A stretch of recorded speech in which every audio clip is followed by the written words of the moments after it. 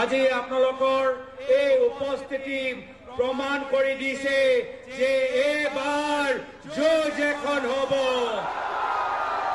যুঁজ এখন হ'ব, যুঁজ এখন হ'ব। আমি যুঁজিম আর আমি জিকিম, আমি যুঁজিম, আমি যুঁজিম, আমি যুঁজিম, আমি যুঁজিম।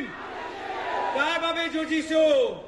নিজৰ বাবে নহয়, আমি যুঁজিছো আমাৰ অসমীয়া আইৰ বাবে।